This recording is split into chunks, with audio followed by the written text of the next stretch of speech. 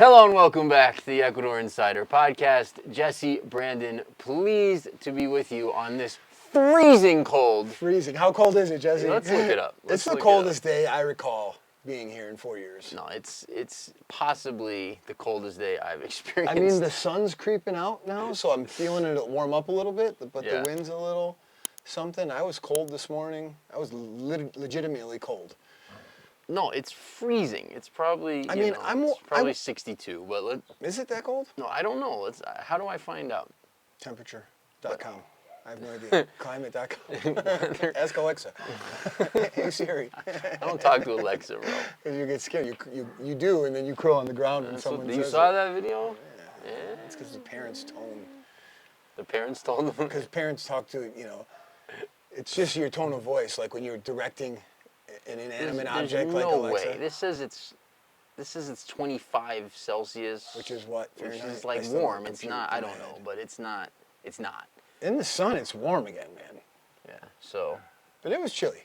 It's cold. I was in shorts and sandals and a t-shirt, and I was missing my sweater this morning, and I'm wearing it now. So. Yeah. Anyways. Whatever that means. Welcome back to the cold. Welcome back to the cold. Welcome back to the cold. Welcome back to the podcast. We are wusses, obviously, when it comes to cold weather at this point in time. Although I've always been a little bit that way. Yeah. You've kind of come over to the wussy side of things. I mean, I wussified pretty quickly, yeah. Man. But I mean, that's what happens when you, what do they call it? You climatize. Yeah. Guys, if you want to come hang out in the cold weather, that is, that's actually probably, I don't know. Let me look at what is 25 degrees Celsius to Fahrenheit. This is gonna, you're gonna laugh. This is 25 is hot, but it can't be right. So here we go. Here, 25. Come on, 25, baby. 75. There's no way. It's not 75. It's not 75. Maybe in the sun it is right now. I think no. I'm gonna go assess really quick. Yeah. Well, as Brandon assesses, if you want to come and hang out with this in it's freezing cold, 75-degree weather, we have 2 spots left. Is that right? Those 2 spots left for our Vilcabamba Lifestyle Retreat starting on August. Or 3, maybe 3. Might have 2. I don't recall. 2 to 3 spots. We just had like 4 or 5 bookings yesterday. We're talking to the hotel about opening up some new rooms. They gave us a couple, so we do have at least 2 or 3 spots for the Vilcabamba Lifestyle Retreat starting August 29th. If you are considering at all getting out of the rat race, getting off the hamster wheel, establishing a different lifestyle for yourself and your family, slowing down, connecting with nature, having a real community, if those things appeal to you, being closer to your food and water supply, etc., this area is really ideal for all those kinds of things. We have an amazing 9-day retreat that, sort of hits fast forward on the learning curve by 2 years type of thing, where, in 9 days we give you the full hands-on experience and all of the information at a very high level of everything you would need to both see, or not both, everything that you need to see, experience, and know about, learn, for living here, moving here, etc. If you do decide to move here later, you kind of walk in with an amazing both network and understanding and background and experience, and you just kind of it's easy. You hit the ground running. If you decide not to come and not to move here, it's an amazing vacation, and you will have all the information you need to say, you know what, this is actually not what I'm looking for right now. Right, but you'll get an adventure. You'll meet some awesome people, have some great food. Mm-hmm. You see some amazing nature, and the experts we bring in. You'll learn everything you need to know about your different visa options and your immigration options, how to move your stuff here if that's your thing, how to ship your pets here. Health care, health insurance, how to buy things, you name it, the information you get is really that's something I wish I had when we first moved to Ecuador. Mm-hmm. I would have found the retreat valuable, now doing it on the other side, right? Mm-hmm. So, yeah. Definitely so we'd love check to see it out, you down guys. Here. If you guys can't make August, we'll roll our new dates out soon, as the August is almost full. It was sometime probably in winter-ish. Yeah, probably. Yeah, January, February-ish, we're thinking. So I look. So this We other. actually already have a wait list for winter 2026. So there's a Nice. few folks that are on the short list waiting for us to announce the date. So that's cool. So this other website says it's 20 degrees currently, which Okay. I didn't which give you is my 68. assessment. I would say it's closer to 70 out in the sun right now. So why am I so cold? Well, the wind. It's the wind, and we're in the shade. Oh. Go out in the sun for a second. Yeah, You'll yeah. see. Like I would take off my sweater right there. But we're not out there. We're here. We're here in the shade, freezing. Shade. A couple of dudes in the shade, freezing So on the equator. yeah. So I'm seeing. Let's see. Let me pull this up. Ecuador draws inspiration from the Bukele model for new prison projects. Ooh, This is- interesante. I forgot to mention this a week or two ago. This is from June 19th from De Ultimo Minuto. I don't know what that is, but it's in English. Yeah, so the government of Ecuador is advancing in the development of new penitentiary projects inspired by international models, in particular the one implemented in El Salvador by President Nayib Bukele, as revealed by the Minister of the Interior, blah, blah, blah, blah, blah.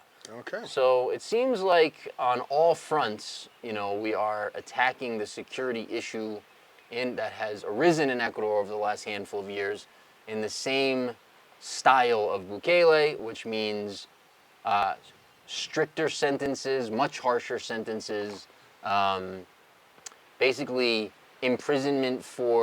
extra imprisonment for being associated with the gangs, the cartels, Right. and now the prison side as well. So, seems like as you were saying yesterday or recently, it's a good time. This would be a time to buy in Manta. Right. That's Blood's dealt in with the so water, much violence. Right? You and, see yeah. it all. Like that's. Yeah. It's a good time. Yeah. Speaking of prison, I just saw this too. Former vice president Yep, Glass yep. got Jorge convicted, Glass. 13 years. So he's been in jail for a long time. Yeah, so he's so going to continue to. that's where they extradited. Well, they did a military operation in the embassy in Mexico and brought him back to Ecuador. Is that right? Is that what They're saying 13 more years in prison for what did they say? I just saw it this morning. 13 more years has been sentenced to 13 additional years in prison for misusing public funds allocated to rebuild. Blah blah blah. Oh, probably from the earthquake in 2016. Yes. Yeah. It's not. Yeah, loaded, they but stole all that money. That was, what a scam that was. So listen to this, right? And I may get, this was 2016, so I could misremember. I may not get all this perfect, but so we had that big earthquake in 2016, which didn't affect us here in any way. But I believe the epicenter was Puerto Viejo, if I'm not mistaken. Okay. Which is the central to northern coast of Ecuador, just north of of Manta. And so the coast got rocked, and that town in particular, there was casualties, there was buildings that collapsed. It was, it was bad. Guayaquil got hit pretty hard. It was bad. It was a big earthquake. It was I don't know the magnitude. You can look it up, but it was huge. It was a big earthquake. And so it was devastating for people in that region, particularly, like these coastal towns. A lot of these buildings were, held up by twigs type of thing. Yeah. So, some of the construction definitely not like earthquake proof, construction. So massive tragedy, massive event, really difficult situation. And so after that, Correa is like, ooh. and they implemented literally just I think it was 2%, just a 2% wealth tax one time. So just think of this, right? The way they calculate your wealth in Ecuador is that, and by the way, if you have over a certain amount, it used to be $1 million, I don't know what it is now, but if you have over a certain, probably the same, if you're over a certain amount, by law, you're supposed to declare your total wealth annually, right? So you're supposed to tell the government, I have this much wealth. Now, how do they calculate the wealth? They calculate it by literally everything. So if you have a property in your name, and this is a very common situation. Let's say, you're some family, you're a farmer, you could be even like a poor farmer, which is most of them, you're like you work the land for a bazillion generations, and you've inherited a large property, a 50-hectare property, a 100-hectare property. Well, each municipio has a formula they use to calculate value, and whatever it says. So let's, you own a few properties, the predios, the like predios on the properties, okay, it adds up to over $1 million. Oh, you're rich. 2%. What's that, 20 grand? Yeah. Yeah. So all of a sudden now you got to come up with 20 grand in like a short period of time to pay the government. For a lot of people, not happening. So I was in Loja at the time, and I was watching people, selling apartments, selling houses, selling cars, like getting bank loans, like doing whatever they had to do to come up all of a sudden. And imagine if you have $2.5 million, if your wealth is accumulated. And again, it doesn't mean you actually have that money. It doesn't mean any of it's liquid. And it doesn't mean that even the assets are necessarily worth that much. Right. And this is not a lot of, it's not necessarily a huge amount of money anyway. Right. Nor is the velocity there to be able to turn some of that. Right. Yeah. So or it was subdivide it quickly. So they literally just one time, they're like, okay, everyone that has over whatever it was, pay us 2% of your total wealth one time to help the coast. Which I guarantee none of that money made it to anybody, and that's probably why Jorge Glass is in jail. More time for that misappropriation of funds. Wow. Yeah.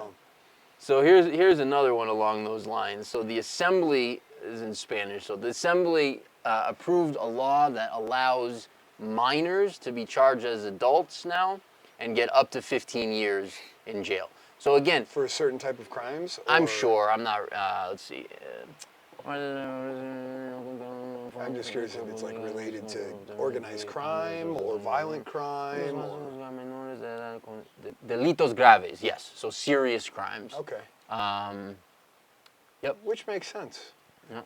I think. Yeah. So here's the thing, right? So, and of course, right? So, la Revolución Ciudadana, el Correísmo, Rafael Correa's still party, has generated a rejection on the part of they're against. The Citizens' Revolution is very angry about this, and they don't want this to happen. And that's part of the problem, right? Is all these laws that we have that have led to the situation where guys get arrested, they're in for a few days, they get back out, judges let them off, even if they get convicted, sometimes they're doing very short prison sentences for very bad crimes. Right. This was all under Correa. All those laws were done under Correa. And so, it worked for a long time, as long as there was a deal in place with the criminals, basically. Right. But once the port was completed and the criminals moved in, which they did, there's almost no punishment. So what's the deterrent?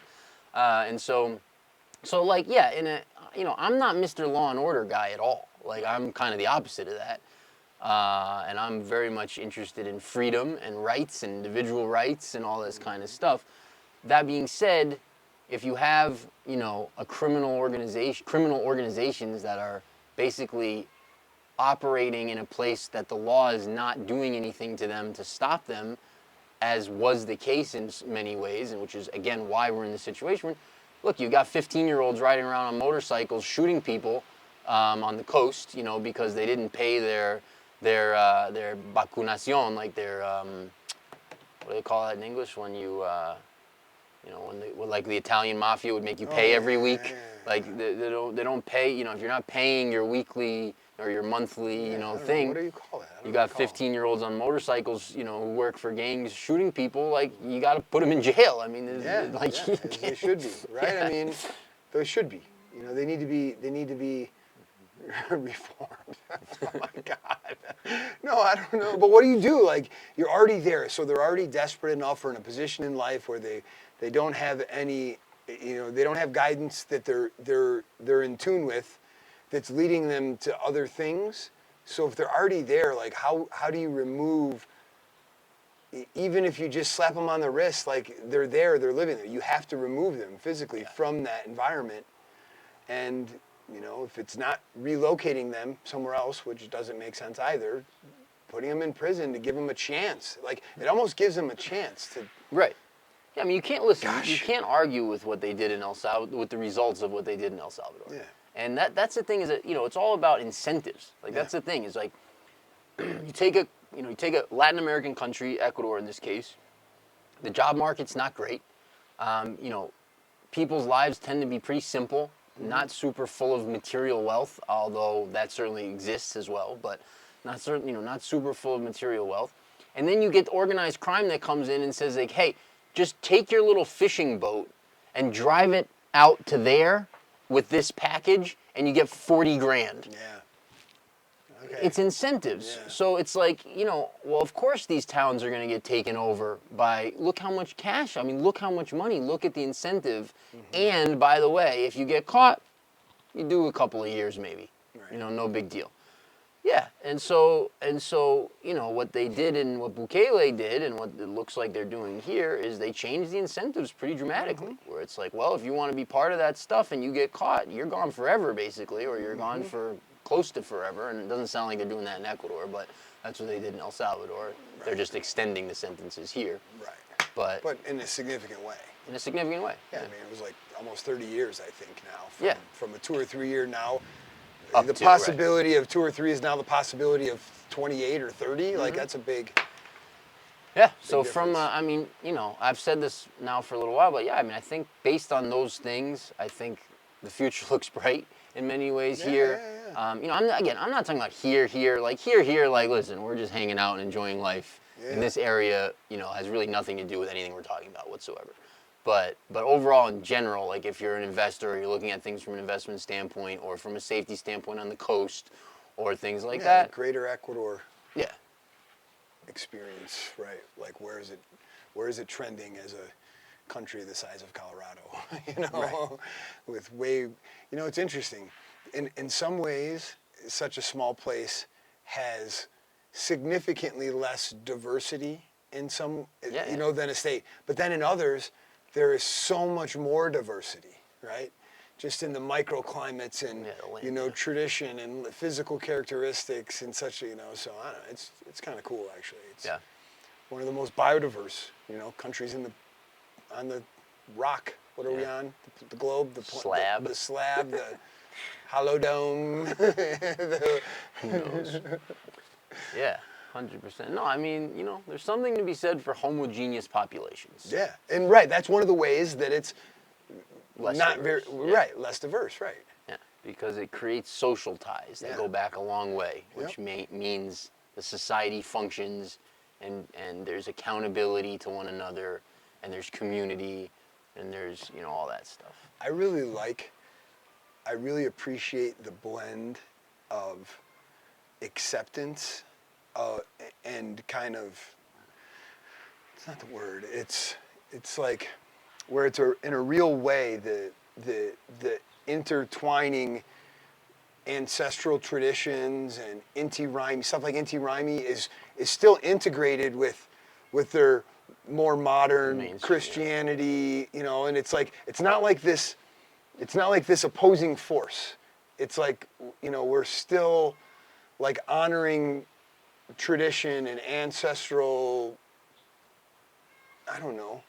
wisdom and ritual, like, what's the right word? Like Tradition, yeah.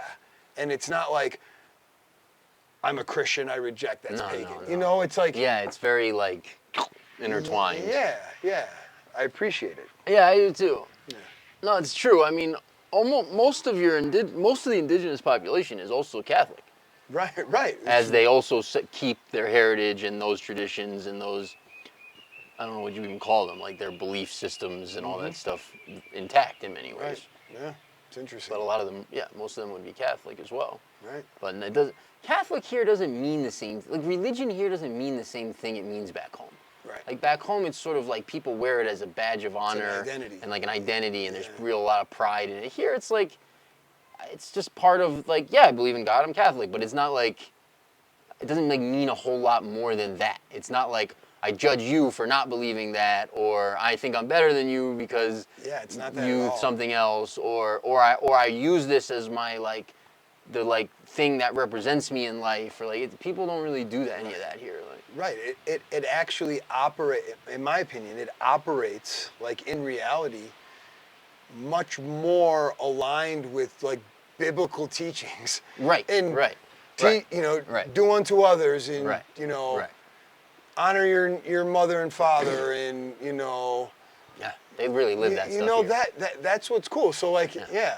it's like True. so that It's a great point. there's something to that, right? That it's not just talking. It's not just judging you about what you're not doing that I think you should be. It's actually no. Most people are actually living, you know, teachings that are in the Bible that are, you know, a lot of core concepts, and that's and not just immediately demonizing tradition for the sake of, you know, religion in a way.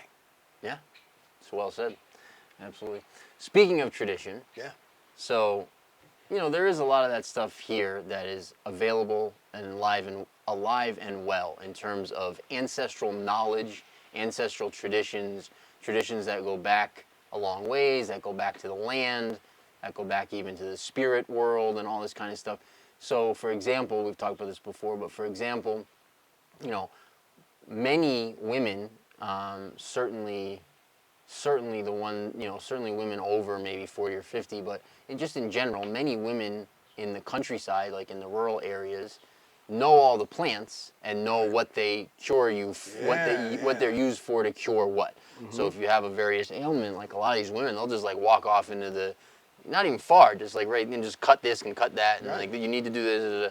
So all that kind of stuff. And one of those, you know, some of those traditions here that are very common, that are not uncommon at all, would be to go to what they call like a curandera, which would be like a healer, basically, who could do an array of things. You know, they might like do a little ceremony and spit alcohol at you and clean your, you know, they're cleaning your body, cleaning your energy field. They might take an egg and run it all over your body and to get whatever is bad out and all kinds of stuff. So stuff like that exists like everywhere. Like there's many of them in Loja. They're everywhere. There's like that stuff. Any person who's like, oh, you know, that's not like it's not even thought of here as like a weird, crazy thing necessarily at all. So talking about those things. So we have twin girls who are, you know, closer to 2.5 months or so. And for the first, like, good chunk of time, I mean, they were not sleeping, like, at all. Like, they were just, if one wasn't crying, the other one was. And it was just an endless, you know, endless. I mean, they was just up with them all night, every night. And her sister came from the coast. And, again, her sister is the most normal Ecuadorian on earth. This is not a shaman. This is not a plant anything. This is like a reggae, listen to reggaeton and like hang out type of person, right? This is not anything to do with tradition or indigenous anything or culture or spiritual. Nothing like that. So she comes, but again, it's just a normal part of, and so one of the things, she actually wasn't there when she did it, but she took the egg. She got an egg, which I've done this. Dave's done this to me. It's like very normal here. I've never took done the this. egg and they like usually crack them. They like do right. You flip them and have an omelet, and they like do and they rub the egg over your body. Like so it's touching you, yeah, or it's around. It's touching you. It's touching. It's like they like here's the wildest part actually. Before I tell this story, you can feel it. Well, if it's touching you, I hope so. No. If you're doing it to someone else and you're doing it, you can feel it. The egg gets harder. It's wild. Really? It's wild. I swear on my life. So it comes out hard boiled? Yes. So anyway, so she did this egg thing to the two girls, and just backtrack 1 second. Excuse me. What is the point? Like, what are they? So what are they trying to? It's like takes out bad energy. Okay. So it's like if you're, like they'll say like if you'll see a kid and he's like. The kid is like acting badly, they'll say, oh, he's asustado, which means like scared. They'll be like, oh, he's scared. And then they'll either like do the egg or they'll do plants, they'll like beat you up with plants and then spit alcohol on you. No, I had that done to me. I'm not intent. I didn't try to. Like I had a guy just was walking by and did that at the. What? Yeah. Where? Bro, at the. at the, it was like the first year we got to Ecuador. It was like the first month. Yeah. There was like some health festival. Yeah. And I'm standing there and I'm watching, and there's this guy, and he's got like these long hair, and he's walking around, and he's like blowing smoke, and then he's got this jug of like brown. It's alcohol, yeah. It's alcohol. It looked like tar. Like, and he's like, spitting it at and he's like walking by, and he's like grabbing people, like he's grabbing girls, and he's grabbing the back of their hair, and he's like pulling, and he's blowing, you know, doing stuff with like smoke and herbs, and then he's like, and it's like literally like spitting like misty stuff all over their faces, and I'm like, oh hell no. I'm like, what is happening? I'm like trying to slowly like, I made eye contact with him, and I'm like, he's coming back for me. Like, he's coming back. So I'm like trying to like slowly go, because he's taking his time as he's moving closer. And he must have got the like, he doesn't, you know, because I'm like, oh, and I can't like really go fast because there was a lot of people, there was a lot of people around, but then I didn't want him to draw attention because he would have just like, I know it. And then I'm slowly doing it, and literally I'm like this, and I step on somebody's foot, and it was like a little kid. And I'm like, oh, I'm so sorry, you know, and I'm doing this. I'm not even, and then I step back up and turn, and phew, right, I'm like, oh no, what is, you know? But then in my head I'm that, in the moment I'm just like, yeah, you know? And I'm like, oh my God, what is this? Who is this guy? I just got in Ecuador yesterday. Being spit on is a little off-putting. Okay, interesting. So the egg is part of that thing. It could be. Or it could be. It depends. Like every curandera, like they're all gonna have their own style and whatever they do, and you know, all this kind of stuff. But anyway, so they did the egg. My day sister did the egg thing. From that day. Yeah. From that day, literally, like, there was that day, and then crying. The next day, they sleep.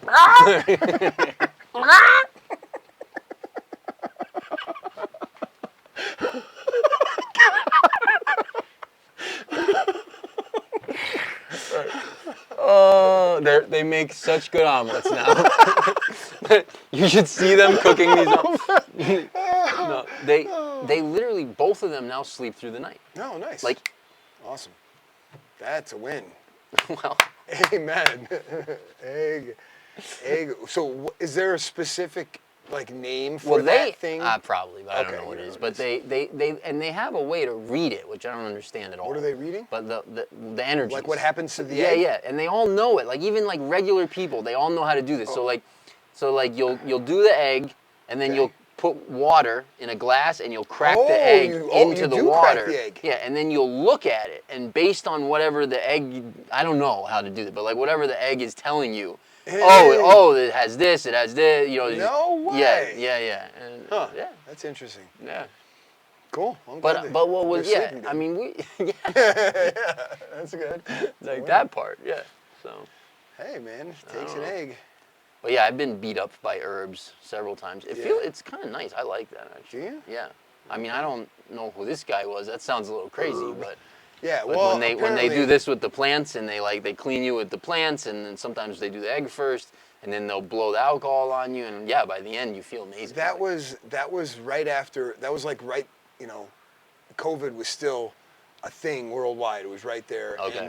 And that was, so the story I got, again, so my Spanish was even more limited then than it is today, but the explanation that I got of why that was happening to everything and what the purpose of that was, apparently there were some, I can't remember who was involved, but there were some tribes from deep in the Amazon, the Shuar and somebody else. There was another one. Baltas, maybe. Maybe, I don't recall.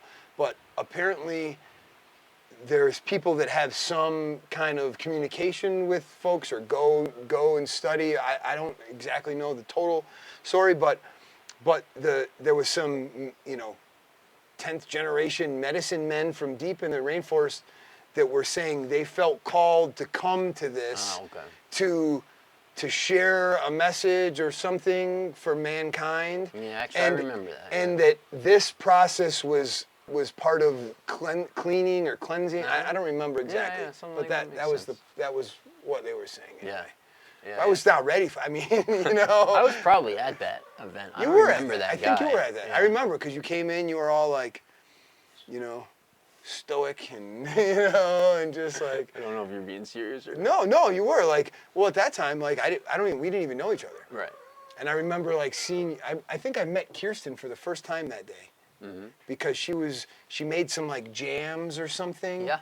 And she was selling them at the health festival. Was I selling the kombucha at that one? I don't know. I think she was with Kirsten selling like jams or jellies or something there. That's the one I'm thinking of, yeah. Yeah, but I remember. So I met her, Ade and Kirsten, and then I don't think we knew each other then really. No, I don't think so. But I remember like, I seen that guy on YouTube. Yeah, you know, and he was like, you were all stoic and, you know, just like taking it in. No, like just, you were just in it, you know. Yeah. Whatever. Yeah. Yo. Yeah, those traditions are interesting, all that stuff. Yeah, you know what? What other traditions do you have are interesting? Are there more that you were going to lead to before I just jumped? No, go ahead. Okay, yeah, no, you know, there was, it's not, this isn't tradition. Although, there are some cool, yeah, I don't know. I mean, nothing beats the vaca loca. The Vaca Loca is great, man. I love the Vaca Loca. I got to be the Vaca Loca, bro. I got to be the Vaca Loca. I'm proud of that. It's an honor for me. Should be. I enjoyed it. But some of the celebrations, you know, the traditions, just some of the components of the traditions. Not that, you know, this is ancestral in a sense, not ancestral in the way you're talking, but more just tradition over time based on, you know, how heart-centered and familial the community is.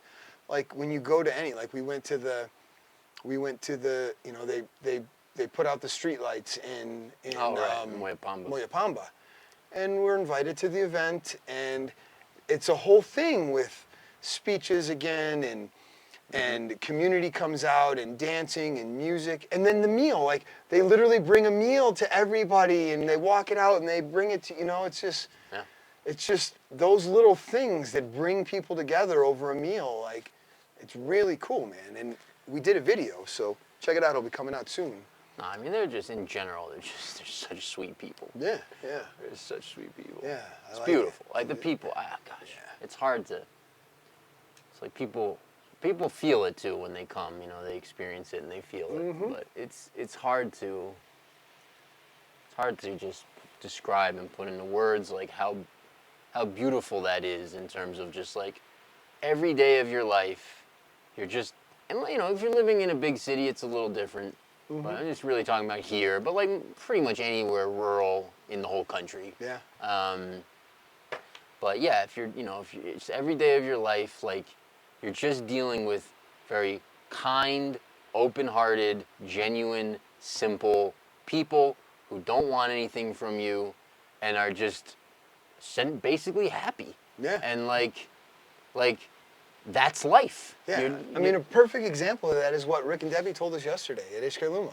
Yeah. You know, we have friends that were on the last that came out. We met on the last retreat in April, and they are now down here on their second trip to visit, and they really like it here. And they were explaining a story about how they went out they're checking out some properties, and the owner of the property was taking them on a tour and showing them every nook and cranny. This was a bigger property, right? I mean, a couple of hectares. Yeah. They're walking every nook and cranny, and he's showing everything, like super awesome. And then after he's inviting them, no, we got to go to my house.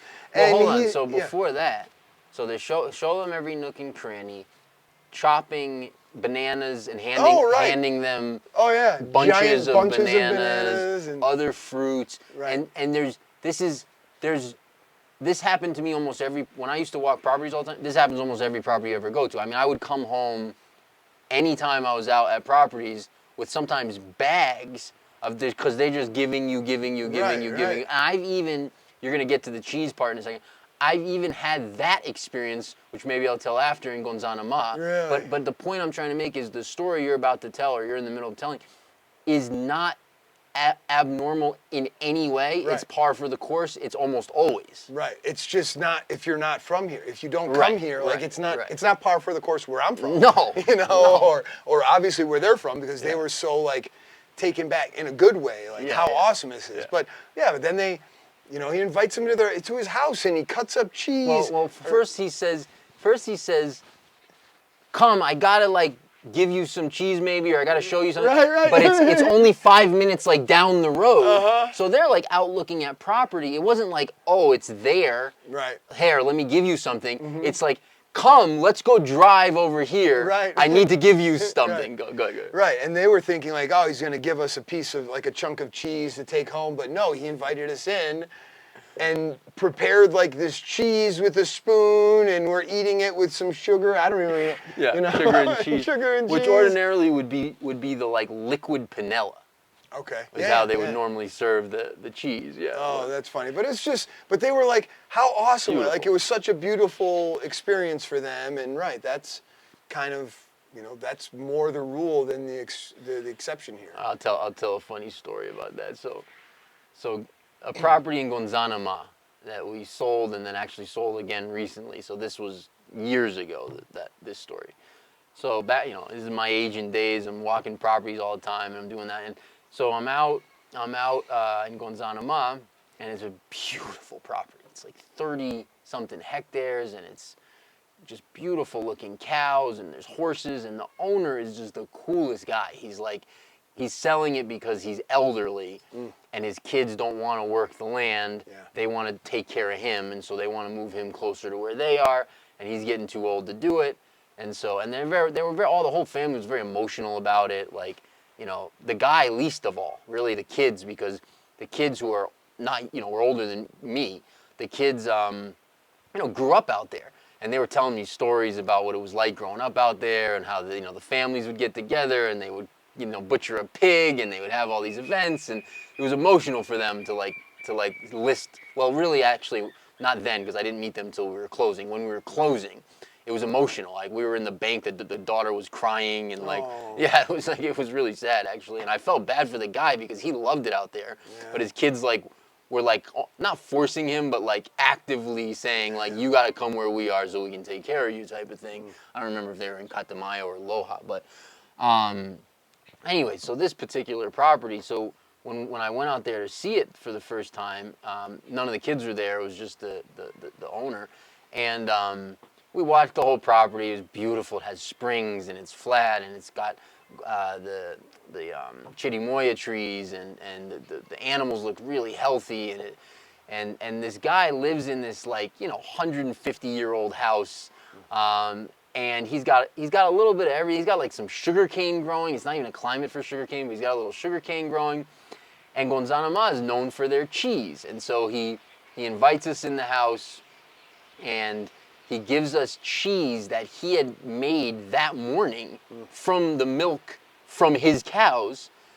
And I was introduced to what that tastes like, which is night and day. Because if you buy that same cheese from Gonzanama, which is kind of like a well-known cheese, which I don't really like it that much. It's sort of it's a very mild, milky kind of cheese. But the first day, it's unbelievably delicious. Really? And we were eating it with the panela from his sugarcane, with his cheese, and listening to him tell stories, and just, yeah, I mean, he was just a beautiful human being. And we were in there just shooting the breeze and eating cheese for, you know, shooting the breeze and eating cheese. Probably 45 minutes or more. Like, and it's just, it's awesome. it's all, it's really like, these kinds of things are how people here cement relationships, and relationships are what mean everything here.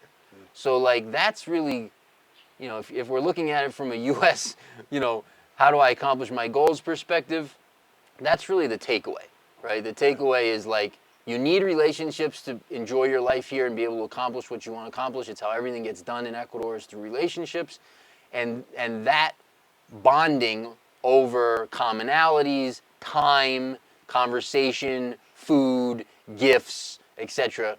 This is one of the main ways really that relationships are built. And so, you know, that's just how it works. I mean, I've told this before as well, but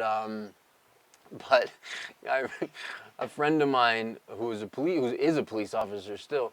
Actually, now I see him flying all over with. It seems like he made it pretty high, and but anyways, he's a very nice family. Actually, we just listed a property theirs the other day. They're from Ghana, but really beautiful people, very nice family. I didn't know him well. He just wanted me to look at a property. This was years ago. We met, and he knew I was going to the States, and he asked me like, could you bring me back a holster for a pistol, like for you know. So I said, sure, just like, water gun. Right, sure, just, order it or send me the link and I'll get it and whatever. And so when I got back and I met him in Loja to give him, because he was working in Loja and I was living in Loja at the time, to give him his pistol, he showed up, or his holster, he showed up, with his wife in his car, and he gets out and I give him the holster. And he hands me a big block of cheese. And, this is the thank you. This is the, thank you for doing that. Right. And, awesome. and now, I've called him for favors many times. He actually got me out of a ticket, getting my car towed once. I put him on the phone with the cop this was during COVID when you were only allowed to travel on certain days and blah, blah, blah. And I had some, thing, but they weren't accepting it. And they were being serious about it, which is surprising. Usually that stuff's pretty easy to get out of, but they really wanted to tow my car, and I really didn't want to pay him. And so we're out there for 45 minutes arguing about it, literally.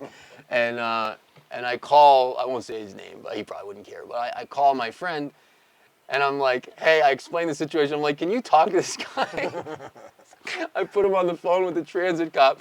And it was on speakerphone. I could hear him. He's like, I'm Sergeant such and so. He's like, he's a good guy. Give him a break, da da da da.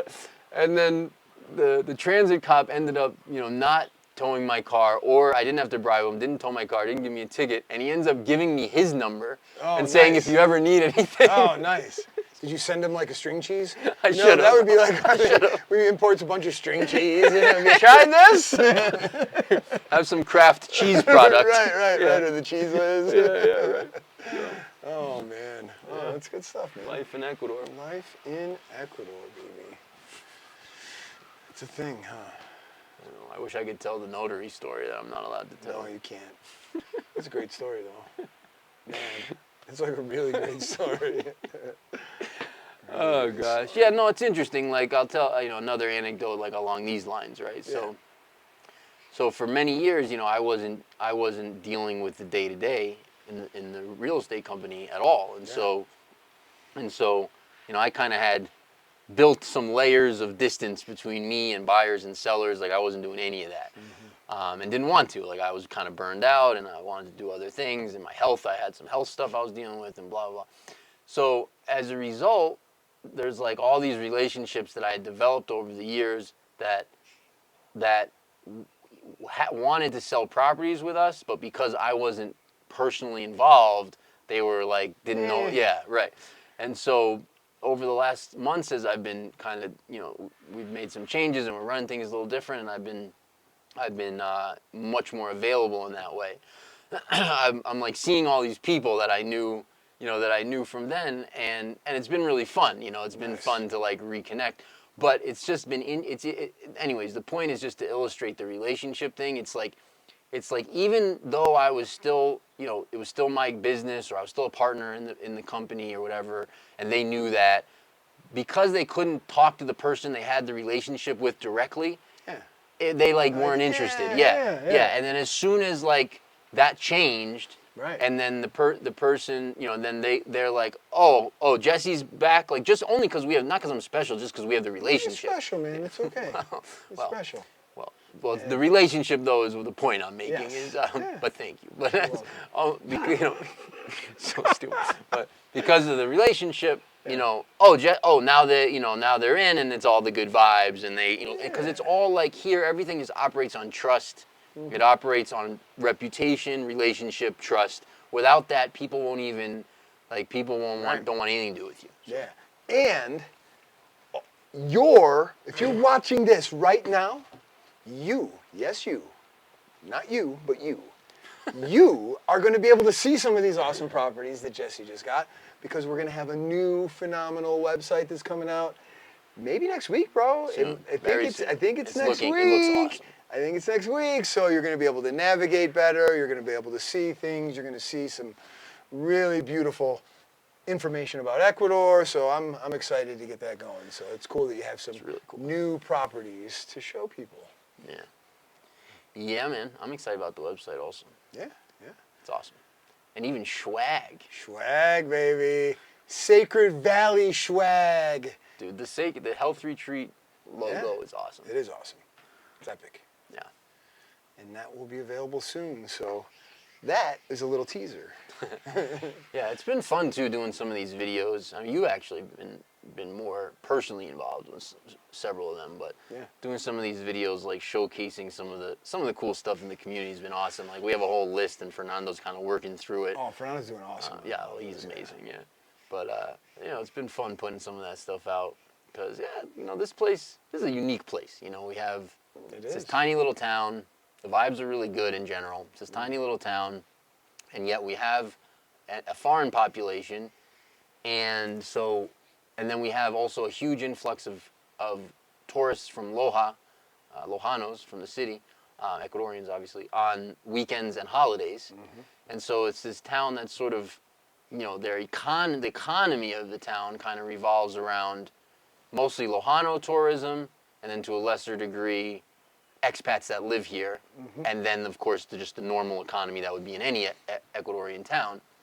And so it's unique because we have all these restaurants and stores and goods and healers and services and so on that cater to both like Lojano needs on the weekends, and then the wacky, wild, you know, health-oriented, you know, alternative, alternative everything. Minded. Yeah, like foreign population, and so it's been fun, like highlighting some of these stores and restaurants and different events and stuff that's going on. Even like today, we were at the library, man, the Biblioteca. Yeah. There's an actual library in Vilcabamba where you can get a library card.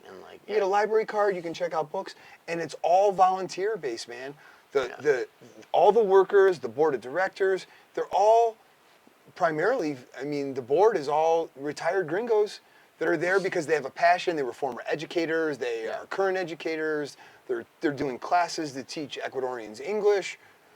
All non-grata, free classes. Their time. All the books are donation. All the bookshelves. I mean, everything in there. Their time. Their classes. They do Vilca perspectives. They do language exchange, culture exchange. Like, it's like really a cool thing that you would not expect. I mean, I've not been to, you know, thousands of Ecuadorian towns, but I've been to enough now. I don't know another one that has a library. You know, I haven't seen another single one. Yeah, I don't think I've actually. No, I never thought about that. I don't think I've ever seen a library. Yeah. Yeah. So like, but that's cool. Like that's here. That's unique. That's another one of those things. And these and Carol and Betsy and Chris and Luann, the board. They're awesome, man. They're passionate. They're doing it. They're not doing it for any other reason is that they have passion to do this and share this and help people, and it's really cool, man. Super cool. No, and there's always a lot of that stuff going on here, which is even like I really like even like what Tanya's doing. Like they have these properties, very valuable properties, like down by the river, and they've converted them into soccer fields. Yeah. You know, for the kids because it really matters to them to have that program be good and. That's Pato's family. That's really cool, man. It's really cool. Really cool stuff they're doing. And it looks great too. It's it looks like they did it well. That's the whole point. Yeah. Jared's helped out and No, and that's awesome too, man. Half the time when I go to La Caseta, the pizza place, I see Jared and Tanya's family there. Yeah. And just like those things make me happy. You know, it's like and we interviewed him on the channel if you guys want to look that up. That was a fun interview. But Jared's a cool guy. He's like a gritty, down-to-earth West Virginia, like as he would describe himself, hillbilly, ex-military, guy. And he has a very interesting story. And he came to one of our retreats and moves here. Same retreat as Carol, actually, who runs the library. Right. Came to one of our head librarian. Head librarian. That's right. Came to, and she's awesome also. She is awesome. And anyways, he came here and moved here, and kind of we hooked him up with he's like what's the word when you give away, Charitable? charitable. He's charitably minded is what I was looking for. He's charitably minded, and so he wanted to like do something nice for for the community, and so we hooked him up with the soccer people, and then he's like he's out there cutting the grass and he's donating. He's helping buying material, soccer balls and sponsoring jerseys. Yeah, and he's awesome. doing it all quiet, and probably would be mad at me for saying this, but it's like then the social bonds are there, so now he's got kind of his Ecuadorian family. Yep. And he gets to like really enjoy that side of life, and it's beautiful. Like it's beautiful. It's really cool. Yeah, really cool. He's always, he's happy. He's still working on it. He's a stand-up comedian. I've been like, I'm ready to. I want to hear it. I told him he just needs to like, let's just set up a small group. Just a few of us, maybe just you and I, and or 3 or 4 of us max. Right. And just run through it. Like just start practicing a couple times, and let's put some pressure on it. Let us laugh or not laugh. Tell you that was bad, and right. And then let's do that a few times, and go back to the drawing board. Take some iterations of it, and then let's get you out there and have Ryman open up. Vilcabamba, whatever he's gonna call it now. Open mic night. Yeah. Come on, Jared. That is the gauntlet being laid. This new this new community center, not the government one, but the one in town is really cool. Also, I need to figure out how we can support them, because I really like what she's doing. She's like, who's doing it? This lady, Rocky, I think is her name. Yeah. She had this dream, and it's true. Like Vilcabamba's needed a space like that, and hasn't had. We had one like years ago a little bit, but hasn't had one in a long time. She had this idea, she had this dream, she went and did it, and they're running like this community center where basically anything you want to like do or give or have a class, but even like you can just go and hang out and stretch, or they have open mics, for example, they have poetry, they have all kinds of stuff, classes for the kids, and you should in fact go in. Mondongo, the mountain. We call him Sleeping Inca. Mondongo. Yep. Did I do it right? I mean, I think the fact that that's on camera is great, and the fact that you didn't do that there on open poetry night is a little sad. I think we need to rectify that. I mean, it's a one-time thing, man. That was a creative inspiration. Moment, that I will not be able to duplicate. Damn it! But yeah. Okay, cool. Yeah, well, helping out things like that. I mean, that's what we do. We got the foundation, guys. If you didn't know, you're gonna know now that a portion of every sale that we make at the real estate company, it goes directly to the charity foundation. That all the money, 100% of the funds, stay here in Vilcabamba, helping local families, feeding people. We've done some disaster recovery. We donate, we sponsor youth sports teams, adult sports teams, and we're now expanding into doing things, potentially helping out the library, food bank, community center, things like that. And if you are interested to contribute, and what's the slang? What could be like the motto? Let me think of a motto. Feel the vibe, join the tribe. You're good, bro. You're on a roll. If you feel the vibe and want to join the tribe, on our new website, you'll be able to donate to some of these activities, events, organizations causes directly. But then we're also on that little swag site. There'll be ways where you can purchase specific branded swag items where the proceeds go directly to the charity or business or cause of choice. So that's coming soon. Look out for that. Yep. And that's, that kind of leads into another topic that I think is really cool about life and the society and culture here, is it's like they don't have so much this quote-unquote safety nets that we're used to, coming from where we come from, in terms of the pensions. Not that the pensions don't exist here, but it's only in the public sector. So, in terms of pensions, most people don't carry insurances in general on life, whether that's home, car, life insurance, medical insurance. Like most people don't, they all exist, but that's not a common thing to have them. So those safety nets aren't really there in the way that we think of them.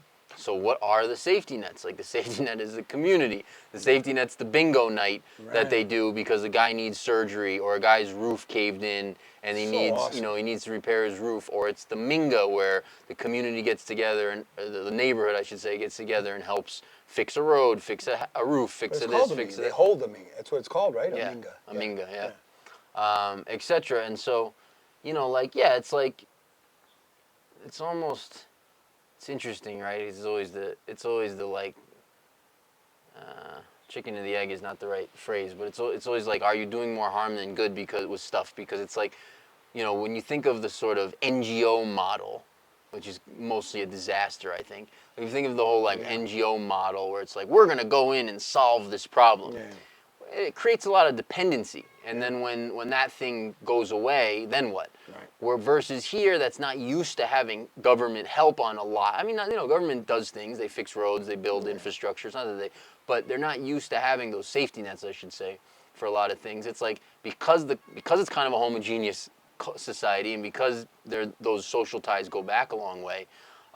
People have developed sort of just a naturally forming safety net of just the community, of just the community. Relationships. So, the relationships, yeah. It's awesome. Yeah. Well, guys, if you've made it this far, thank you for watching. We appreciate your support. Please like the video. Give us a thumbs up on the video. If you're not subscribed, I don't know what you're doing. I would take the moment right now and hit the subscribe button. Subscribe to the channel. It helps us out. Check out our retreat if you're interested in seeing what life is like here, and if you're a fit, and if it fits you, click the link below. We've got a few more spots for the end of August retreat. We'll be releasing our winter retreat dates soon, so if you're interested in the winter, send us a note to retreat@abecuador.com or info@abecuador.com, and we'll get you on the waiting list. So that's that. We hope to see you down here one day, guys. Until then, we'll see you next time. Take care, everyone. Ciao, guys. Hey, guys. Thanks so much for tuning in. Taking this quick break to remind you, we run Vilcabamba Lifestyle Retreats. If you're interested in checking out this area, hanging out with us, getting all the information you could possibly want, and having a great time, check out the links below. Thanks so much. Back to the program. No. It's not like a warm mango. A warm mango. I mean, until you hit the giant seed. So, sex with fruit, huh? I don't know. Fruitarians, that's what I heard they do. I don't know. I don't know if he was messing with us or not, but this friend of mine from high school who is Turkish, like from Turkey, told us like out in the wilderness, in the rural, they bang the sheep. Yeah. And he was very serious about it. Yeah, of course. That's a thing in some places in the world. He's like telling us, like assuring us that it's true, that he's not joking. Yeah.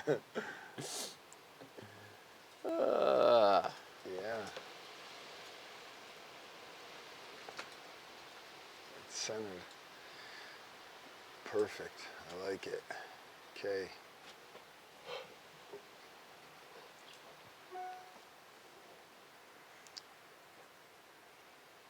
Opus. Shh. Quiet. No. Turn off your notifications. My God.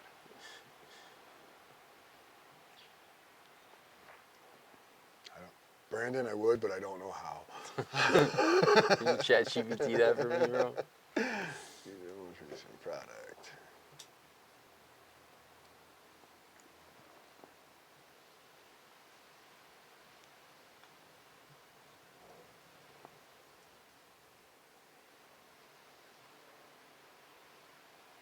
Mets actually won a baseball game yesterday. Against. They had a doubleheader yesterday. Oh, they played the Brewers. They played that kid that's like lighting the world's on fire. I think they beat him up. Missy Urowski. Yeah, dude. Like he had like one of the greatest starts to a career in baseball history, like statistically. Like didn't give up a run. Right. Didn't give up a hit. Didn't give up a run. Like just dominant. He's got a nasty, nasty four-seamer. He's got an awesome slider.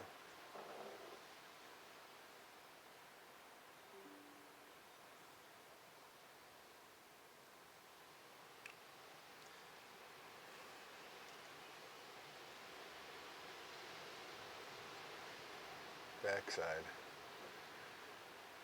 My library. Boom shakalaka. Shakalaka laka boom.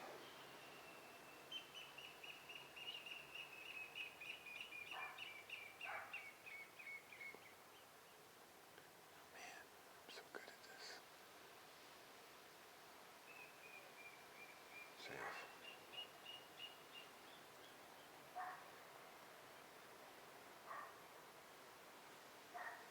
What are you doing there? Why are you interrupting me, Mo?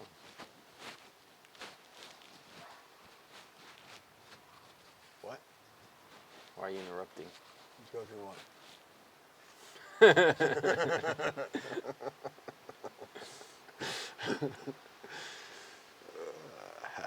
Dragonfly season. It is. I want to see dragons fly. I've In seen some them. season in I've my seen life. Yeah, I watched Game of Thrones too. What? Huh? No, dragons are real. They're just, they live in a different dimension, but they're real. Nice.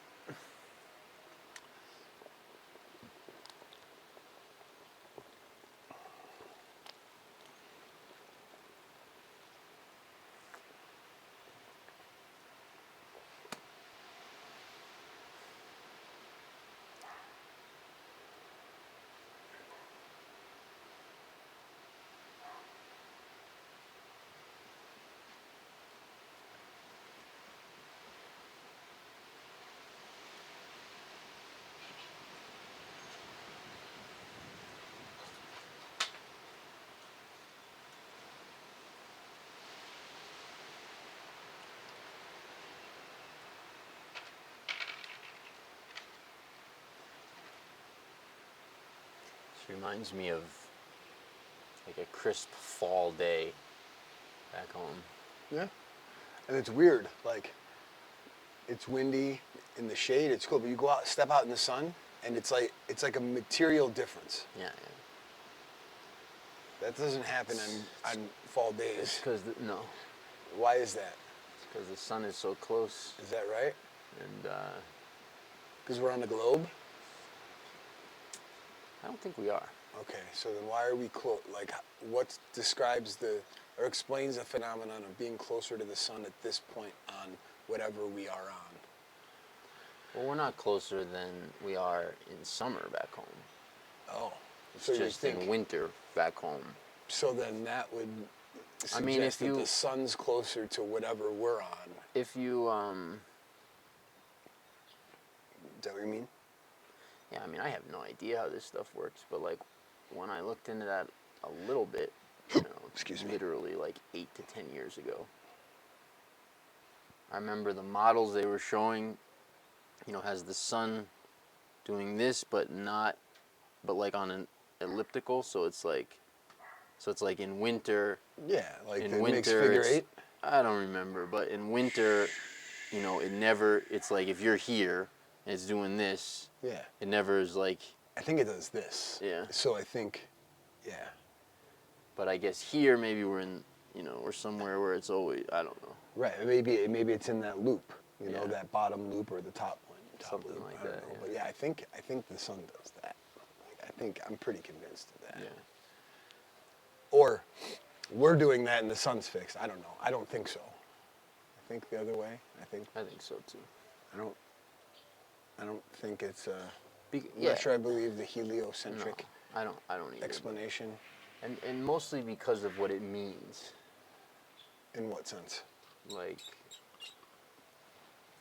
mostly because of what it means,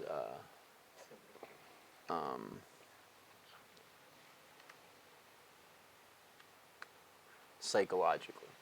What it means psychologically. Yeah, so it's like we're on this tiny spinning ball, spinning through space. Anything could go wrong at any time, and you could die. If it's a total miracle that any of this happened in the way it happened in order for there to even be life. And if 1/8 of 1% of some tilt goes wrong, we're all dead. Right. And a meteor could hit us at any time, and we're all dead. And it's nuclear fusion basically happening up there, and anything could happen with that. Plasma physics, and even the Earth, the Earth could, So it's like endless just fear. It's like you're nothing, you're tiny, be afraid. That's like the message of the heliocentric model. Whereas, the concave or flat or whatever, like the idea that the Earth is stable and not spinning a ball through space, but that it's stable and that stuff's revolving around Earth sends a very different message. It does. You're important, you're alive, you're not in danger, you matter, things revolve around you. This wasn't some grand accident. Wasn't some grand accident, there's design, exactly. Intelligent design. And yeah, so. Yeah. I'm agree.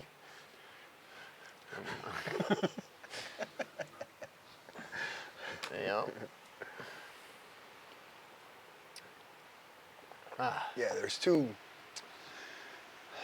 Once you open your eyes, or at least for me now, maybe it's just a stage of life or a frame of reference or accumulated experience. I don't know, but it's. I don't need that proof anymore. That I don't even know what I'm. It's just you can see it everywhere. It doesn't. If you can see this stuff yourself and experience it, you can trick yourself into believing that it's all some random accident and it's meaningless. Right. Like, okay, do it. Like, go for it if that's it. But that's what you're doing. You're actually tricking yourself. It's so. Otherwise, you're just like accepting it, and you're like, wow. Acknowledging, admiring it, being grateful for it, and you're like, holy crap, there's no way, there's no doubt in my mind that this is an accident. There's no doubt in my mind. I went through phases like it. Do you know what I mean? No, not that part. Well, just that, I went to college. I was raised Catholic, and then rebelled and rejected religion and God and everything, creation. I rejected all of that, and I was an atheist, and I would tell everybody about it, or a Gnostic, and an atheist, or some combination, some immature, very, very, knowing version of arrogance of that, right? And it, looking back, it was just a way to choose. No responsibility, no remorse, no conscience, no. Yeah. It was a way. It was like a way out of having to be accountable, in the world or to myself or to anybody else really. And, then I went back to college. I graduated from a Christian university, and looked at things in a different way as I got older. And then now, I always get questions about like. Well, how do you, what do you believe now? What do you actually believe? What do you, how do you know? Like, right. And I don't have to, like, for myself, it doesn't help anybody else, unfortunately, because my answers for, they're my answers for me. Like, it doesn't help. I don't need to know. I can look up, and I wake up every day, like a perfect example. Bella, my daughter. Okay, there is no possible way, bro, no possible way that something so beautiful inside and out, something so thoughtful and caring and selfless could come from me alone. Okay, now there's like, it's impossible, right? There's no way, right? And then the next phase of that is, you know, Tiffany is, you know, we've always thought we've had old souls, you know, like her and I have felt like old souls. And this is another example of that. There's no possible way that somebody so thoughtless and selfless and giving would choose me unless it was supposed to be, you know, unless it was divine, unless it was supposed to be that. And that combination allowed us, you know, with God's gift, to create something like Bella. And, you know, like, I'm just thinking that, like, so I don't need to seek proof. I wake up every day to it. I feel it every day. I look outside and I see the sun coming behind Mondongo, and I see the changes, and I see the beauty, and like, you see it's intelligent design, you know, it's there for you to see, and that's enough for me, you know, like, that strength gives me faith. That gives me, you know, that builds my faith. And maybe that might be the only thing stronger than fear, is hope. And that faith gives me hope. So, yeah, I don't know. Like, so my answer, like, what do you believe? Well, I don't know the answers for sure, but I believe in my heart and my soul that this wasn't an accident, this place isn't an accident, that we're not accidents, and that there's some divine intervention plan that's beautiful, and it's everywhere if you open your eyes and see it, you know? Yeah, well, yeah, absolutely. I just have to point out that what you're saying is it's intuition. So there is some intuition to it, yes. So, but it's not true because I intuit. That's very funny, given how much shit you have talked about. I don't talk shit about intuition. About me saying I know things. No, and you being like, is it intuition? No, it's not solely because. Anyways. I hate that question. When people say, like, how do you know? Yeah. I hate that question, because what that question represents is it just represents the mind searching for proof of something it can't grasp or doesn't understand.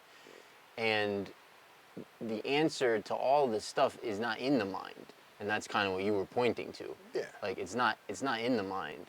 So those are just the questions of someone who's not ready to understand, or can't understand, or hasn't seen, or hasn't figured out for themselves whatever they're asking about.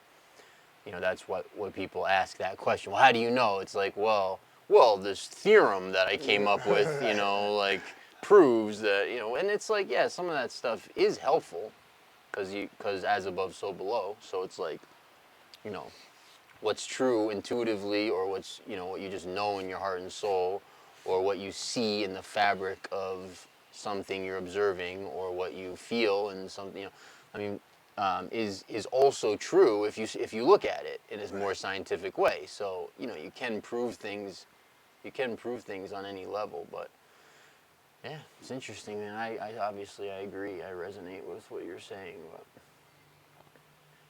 yeah, it's all. I mean, you know, just a minute ago, what I've been really fascinated with is just like the way spirit moves through nature. So like a minute ago, and this happens, I do this every day, but like a minute ago, when you were very rudely interrupted me, what? I was. Did I punch you or something? I was, you know, I closed my eyes and I just like doing a couple of like energy exercises. And as soon as I tuned into that, like literally as soon as I tuned in, everything goes still and opens up. The birds start going, and they start like, and it's like that's God like talking through. That's like spirit moving through the nature, and it's because you can hear. It's because, oh, okay, you can hear. There's your like confirmation. But it's also going back to like heliocentric thing. And also, yeah, I forgot I wanted to say this based on what you were saying. It's because that's the other thing is like humans, all of us, like we've spent lifetimes probably like arguing with each other over what the truth is, mind to mind. Yeah. Like, I studied this thing and here's the truth. And no, I looked at it and it's really this way. And the foolishness of that is that going back to the heliocentric model and sort of why I think that the spiritual ramifications that point to that being wrong is the same as what I'm about to say. So it's like it's an individual journey. So you're not here, like when someone says like, well, how do you know that? Because you figured it out, that's how. For yourself, like in your individual journey, whatever the thing is we're talking about, well, how do you know that? Well, the true answer is, well, because I figured it out for myself. Because this is, where I'm at in my process, in my journey, like this is what I understand to be right now. Right. That's really the true answer. Even though, of course, you could say, well, it's because of this, because it's short, but like that's really, right. And so it's a completely individual experience, and nobody can give it to anyone else. The person each individual has to figure out for themselves everything. Right. So even for them to receive information that could change their narrative or their perspective, they have to be ready for it and open to it. For it to even penetrate, for it to even exist for them in their reality, all of us. Right. So like the foolishness of arguing mind to mind as if there's one truth or as if there's one like accurate thing that there isn't. Well, there might be, we just don't know.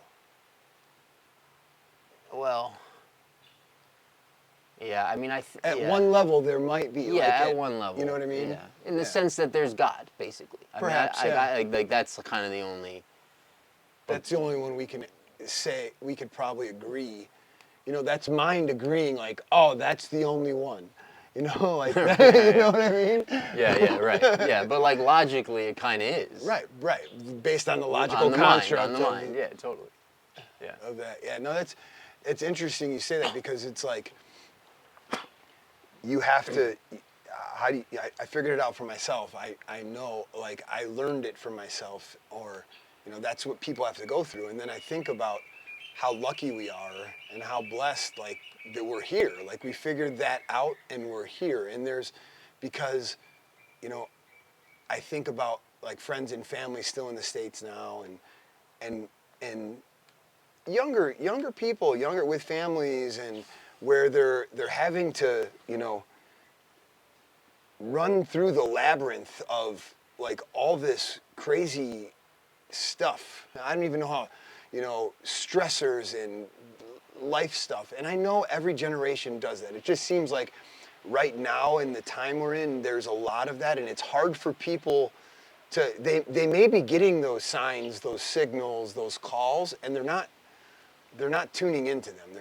They're not ready for them, or they're not, they may be seeking them, searching them, wanting them, but they're not open to them yet because of all this other stuff that's clouding the connection. And, so, really having a connection, you said spirit connection to God, right? Having a connection to God to start, the stronger, or more intent, at least for me in my life, that connection has been, then those signs and signals, intuition has become clearer for me. And, again, we've talked about this 1,000 times. That has led me here. I 100% in every ounce of my being believe that most people wouldn't like it here, that it's not for them. So that, my stuff led me, my connection has led me here. It's it's going to lead other people other places too, so it's just,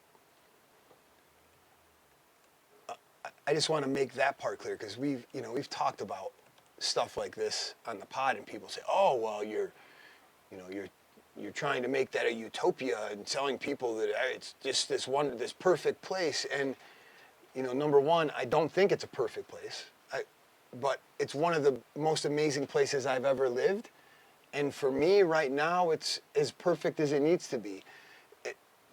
You know, I'm not seeking a perfect place. And I know that there's people that have come here and it's not been perfect for them and they left. And I know that. And that's why we say that stuff and share that. You know, it's not for everybody. It's not for most people, because that's the truth.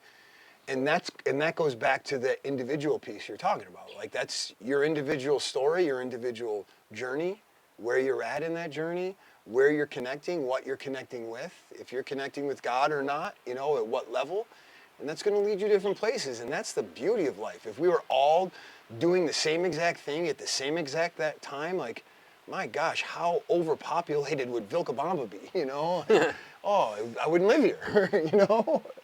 Yeah, you're like pointing out the importance of contrast in this experience in a certain way. Yeah, and there's beauty in all of it. Yeah. Or there can be. Yeah, there has to be, really, if you're not going to go into like morbid depression and nihilistic thoughts, you know, right, or beliefs. You have to see the beauty in the contrast and in the isness of where everything's at and everybody's at and like all that stuff. Yeah. Which leads to loving your enemies and all that shit. Yeah, right. Yeah. Right. And that's kind of, you know, I don't know. It's a blessing, you know. It's to be able to do that and want to do that and have the space to like attempt it in a real way, in a sustainable way, where, you know, in the States, my last few years, I was taking steps towards that, but it wasn't easy, you know, and it's not that it's easy here either, but it's different, you know, it's different when you make a big step, you know, then you have some momentum in that and you build some of that faith and develop some of that hope that's inherent, you know, that unconditional faith, hope, love, that part grows, like, that's huge, man. And then when you're separated from some of the acute stressors that, you know, that we put ourselves in back there with, you know, chemicals in the food and pollution and chemtrails and water and you name it, and then psychological stresses with the war on terror and you know, and all this other, you know, stuff, like that's real stuff, you know, in some point. But when you're removing yourself from the acute day-to-day of that, there's some magic there, right? Like, just read this week, you know, we had that's in the insanity of that Idaho mass shooting. Like, what in the world? You know, I didn't spend a ton of time, like, could it be a PSYOP, something deeper, government? Sure, I don't know. But on the surface, just as far as I'm going into stuff like that anymore these days is, dude, they in rural Idaho, they set a fire in a public park and then hid in ghillie suits and waited for the fire department and the police to show up and just unloaded on them, like shot 11 firefighters or something and a bunch of cops. I think, you know, again, I should probably go back and look, but I think they reported that there were at least 3 or 4 casualties, if not more. Like, what is that? Like, first response, you're going to do that, like, to prove a point because you're upset, because you're angry, because you're tortured, because you're, you know, I don't know what, but I don't want that anymore. Like, I mean, who wants that, right? Obviously somebody does. You know, I don't feel like that stuff.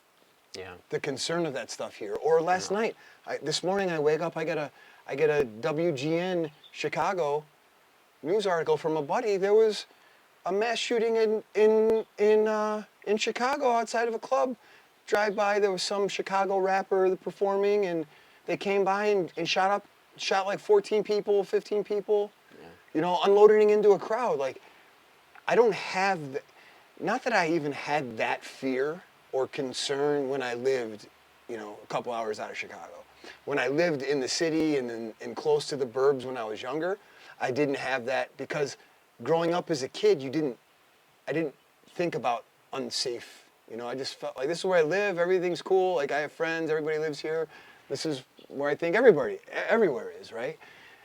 Then getting older and living out of the city, and then like, oh, there's parts of that place that I went to as a kid I wouldn't go to today. I wouldn't bring my kids, you know, right or wrong, like that's how I think about it now, right? And then, but I still, even through all that, I didn't have those, man, I'm gonna walk down Chicago and have to worry about being in a crowd to get lit up, because if I'm in the wrong crowd at the wrong time, you know, or go to a park and get, you know, because I'm gonna do my first responder duty, to put out a fire and have to now worry about if somebody's going to ambush me. Like, I don't have those things here that I don't have that living here. So, you know, when you're there and you have all those other things, and then you have these acute, you know, pieces that are attacking your psyche, attacking your ability, attacking your hope, you know, to even seek answers, to connect to God, because it's so easy, like, my gosh, man, you're a spouse of, or a child of a firefighter that got killed because they got ambushed, you know? What God would do that? There's no God. Right. You know, like, how dare, you know, how easy that is in that environment to just be like, no, if there was a God, this would not happen, you know, like, yeah, you know. We've heard those, you know. Yeah.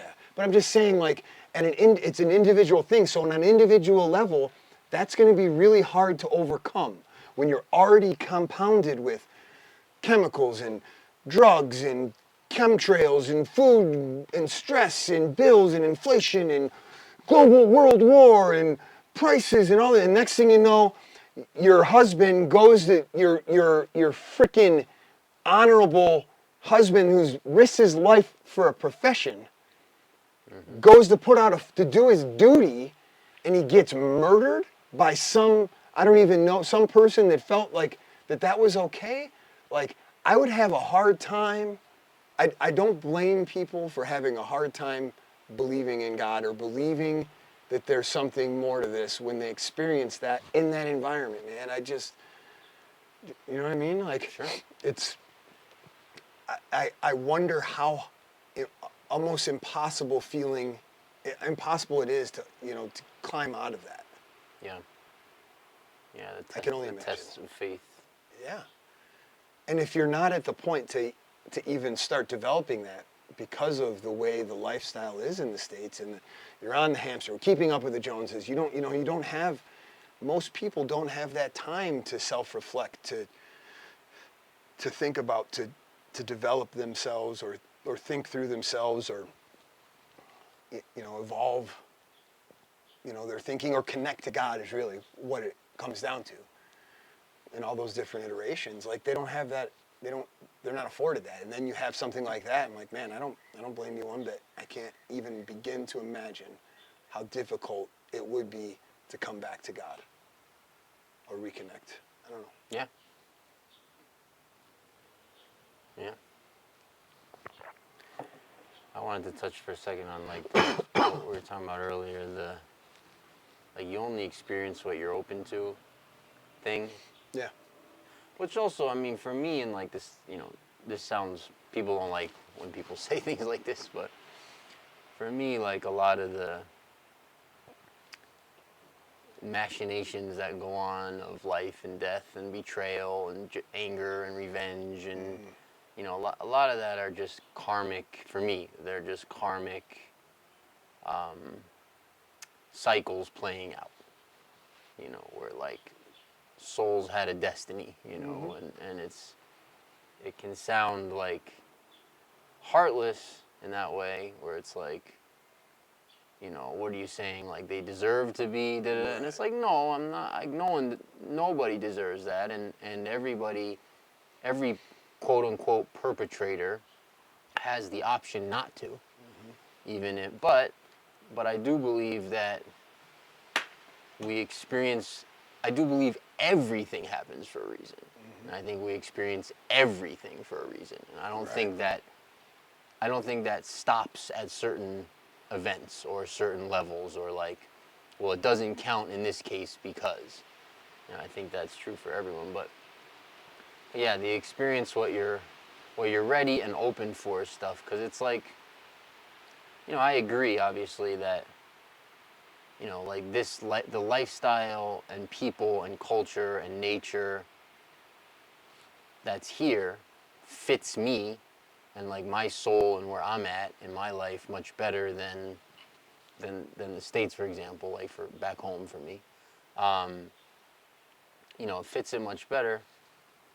But you can, you can sort of experience and whatever you want anywhere, and you can be in any state you want to be anywhere. It can be more or less conducive to that. Right. But like a master, could go and sit in the middle of Times Square and can meditate. Sure. And be at pure love and peace and just Sure. be generating that, sitting there in Times Square. Like that would be harder for me. Mm-hmm. It's easier for me to be like by a river and by myself. Right. And like. Or you were just right here, weren't you doing that? You were sitting here and you were like, which was also. can I redo it? Can No, I show you? not You went. Right. I'm good enough, I'm smart enough, and gosh darn it, people like me. Which was also a little harder because because you're here and like you're gonna make fun of me. And No. But You know that, right? I'm good enough, I'm smart enough, But that. and gosh darn it, people like me. You don't remember that Saturday Night Live skit? Oh no. Like Stuart Smalley, I don't remember what his name was. It was like a Saturday Night Live skit from like the I didn't have TV when I was a kid. There was a guy that would look in the mirror and that was his, The know. affirmations or Yeah. whatever. Yeah. Cause my my like arrogant time of trying to prove things to people was probably a little later. Well, I mean, I was then too, when it was younger also. But like when I really like decided, I gotta tell people. Yeah. This was 10, 11, 12 when I was like figuring a lot of things out. That was back in the States, just before you came here, though. Just before I came here, and I remember having these endless sessions, like with my dad, for example, or other people, where I'm trying to prove something I know. Let's say like 9/11, for example. Well, this happened and this, and look at this, and look at this, and look at this, and it connects to that, and this. All you got to do is just open your eyes. Look. And why is that? Well, it's because in my world, this is very clear. The truth is clear. I feel like I have it clear for myself.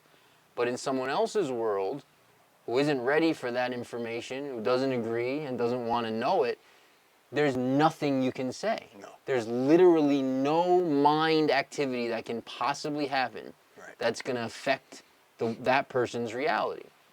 And so, so it's like I look at it the same with like this place, right? Where it's like, this place will open up to you at the level wherever you're at. Just wherever you're at. I don't even say the level, just wherever you're at. Mm-hmm. So, for like, and there's nothing wrong with any of this, in my opinion, like at all. But like for the person who's like wants the Ferrari and is like and wants to flex on Miami Beach, which is awesome, do your thing. Yeah. For that person, like there's nothing here that's of interest. Like there's nothing here. They're not the layers that are here. The spirit, I'd say, that's here. The nature, the people, the culture, the lessons, the lifestyle that's here.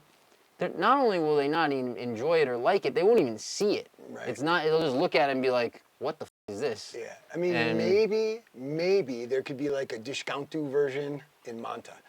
Yeah. If you, right. you know, right. I mean, like here. Oh yeah. No. Yeah. No, like a discountu version of it wouldn't be a Ferrari. It would be a different. I totally can see it. It's the Ecuadorian Miami. They say it's the Miami of Ecuador. But and I love Manta. No, I do too. Yeah. And Miami's cool also. But right. So it's like it's whatever. Like if you're, if that stuff's gonna be interesting to you here, it's because you want it, right. And because you're ready for it, and therefore it exists when you get here. Right. If you're not ready for it and you don't want it and you don't understand, it literally wouldn't exist for you here. Right. Like the rivers don't appeal here to everybody. The mountains don't appeal to everybody. The you know, it's just based on like where you're at. Then those things either open up or don't or whatever, you know. Yeah, no, that's the truth, man, and it's the truth. Right. No, but I think what a big part for, you know, because I used to be the same way, like explaining and look how there's no possible. The likelihood that this is not what I'm explaining to you is so minute based on all these things. How can you not be like, say yes or you know, not see it, right? Yeah. And I came to the conclusion, maybe right or wrong, but I think people process it really quickly and their ego immediately says, holy crap, you know, if they're at a certain place in their life, and this is where I think most people are, you know, when you're in that hamster wheel environment, they process it, their ego, their mind says, holy cow, the likelihood that that's true is very high, and then immediately puts up a defense mechanism, and because if they accept it as being that possible, then that fractures their whole worldview, that makes them question everything they've done in their life up to that point. Yeah, which is hard. Which is not only hard, but I mean, people have psychotic breaks. It's fracturing. It can be fracturing. It was fracturing for me. Yeah. At that time, in a good way. Yeah. But it rocked me. Yeah. So I think so people they come right to the gate and then they're like, boom, slam the door. No, thank you. Back on the wheel. Back on the wheel. I got this. It's the Matrix, you know, is the perfect metaphor where they're like, I know it's not a steak. Right. But yeah. Just let me taste the steak again, you know. Right. Oh, that's good stuff, man.